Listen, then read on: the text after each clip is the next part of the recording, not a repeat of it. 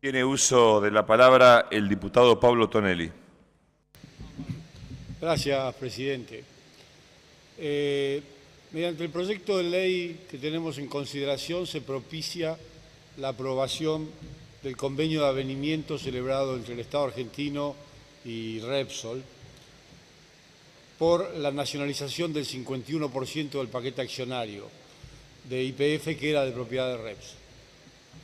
Lo cierto es que este proceso de nacionalización o estatización de las acciones de YPF no se inició de la mejor manera, ni mucho menos de un modo correcto y ajustado a la ley.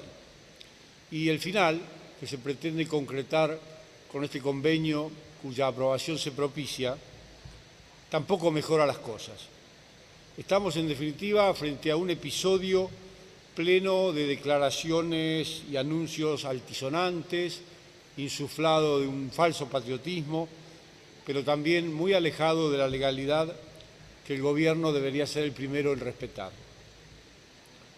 En el dictamen de mayoría se alude reiteradamente a la expropiación del aludido paquete accionario de YPF, que efectivamente fue declarado de utilidad pública y sujeto a expropiación mediante el artículo 7 de la Ley 26.741 que votamos aquí mismo hace 2 años.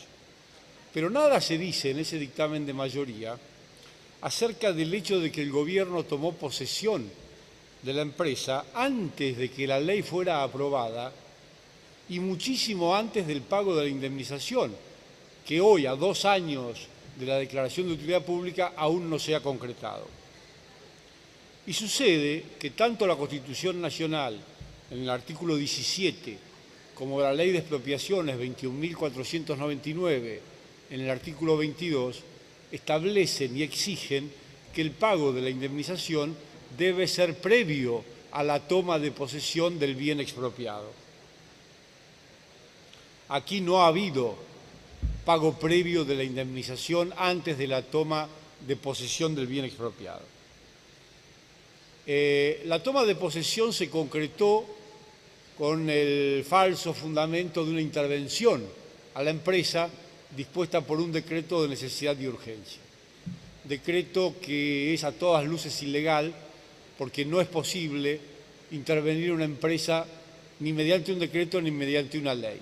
Ni el Poder Legislativo ni el Poder Ejecutivo tienen competencia para disponer la intervención de una sociedad comercial regida por la Ley 19.550.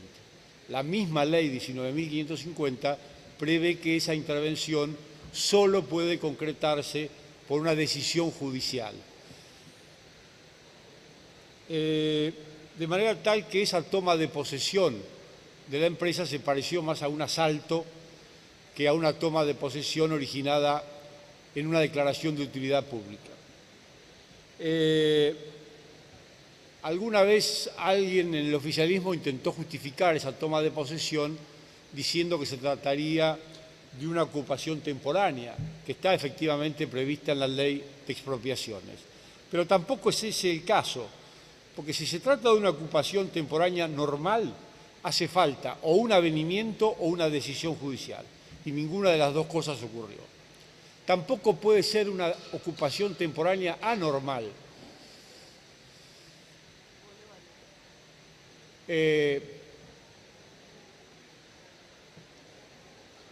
Quédese tranquilo, presidente, que no parece haber sido un atentado.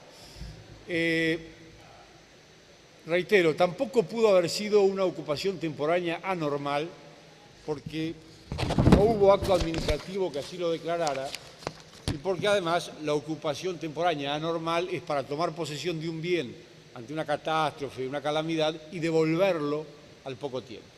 Y aquí nadie está pensando en devolver YPF, de manera tal que, insisto, esa toma de posesión fue más un asalto que otra cosa. Pero no terminaron allí las ilegalidades. Por ejemplo, cuando se intervino la empresa, se designó interventor y subinterventor a 2 funcionarios que estaban en una clara y manifiesta situación de incompatibilidad de acuerdo con la Ley de Ética Pública. Ni el ministro de Infraestructura ni el viceministro de Economía podrían haber sido designados interventor y subinterventor de la empresa porque estaban en una clara situación de incompatibilidad. Pero hay más detalles. Fíjese, el artículo 4 de la ley 26.741 creó el Consejo Federal de Hidrocarburos, integrado por todas las provincias. Sin embargo, el decreto reglamentario, que es el 1277 de 2012, borró ese consejo y creó una comisión de planificación y coordinación estratégica del Plan Nacional de Inversiones Hidrocarburíferas que está solo integrada por funcionarios del Poder Ejecutivo. Es decir, desapareció el Consejo, desapareció la representación de las provincias, desapareció el federalismo. Y por último, tampoco ha sido feliz la intervención del Tribunal de Tasaciones de la Nación. En primer lugar, por la designación de una sala ad hoc para realizar la tasación del valor de YPF. La actuación de una sala ad hoc no está prevista en la ley orgánica del Tribunal de Tasaciones, sí está prevista en el decreto reglamentario. Pero la ley dice que cuando hay un juicio de por medio, tiene que intervenir el Pleno del Tribunal de Tasaciones, que está integrado por 12 miembros. En el caso particular de la expropiación de YPF o confiscación de YPF, y de acuerdo con el dictamen de la mayoría, existen 31 causas judiciales y arbitrales entre las partes. Por lo tanto, hubiera correspondido la intervención en pleno del Tribunal de Tasaciones. Fíjese, presidente, que si se trata de la expropiación de un pequeño terreno en algún lugar del suburbio de la Ciudad de Buenos Aires, interviene el Pleno del Tribunal de Tasaciones, los 12 miembros. Y sin embargo, para concretar la tasación de la expropiación más grande que ha habido en toda la historia de la Argentina, se designa una sala ad hoc integrada solo por 2 miembros del Tribunal de Tasaciones, en vez de los 12 que corresponde de acuerdo con la ley.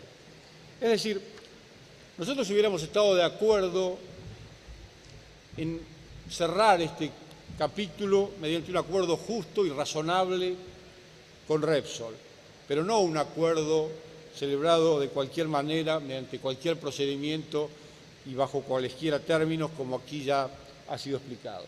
Porque tenemos la convicción de que el fin nunca justifica los medios, y los medios en este caso no han sido adecuados.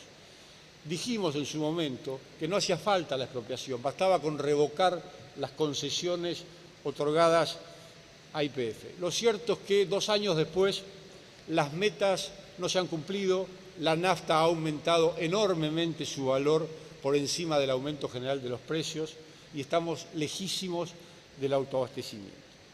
Lamentablemente no podemos acompañar este acuerdo como hubiéramos deseado si hubiera sido un acuerdo celebrado de acuerdo con las formalidades y fundamentos legales. Como tampoco queremos obstar a la solución que es beneficiosa para el país y para el clima de negocios del país, ya hemos adelantado que nuestro bloque se va a abstener. Muchas gracias, presidente. Muchas gracias, diputado Pablo Tonelli.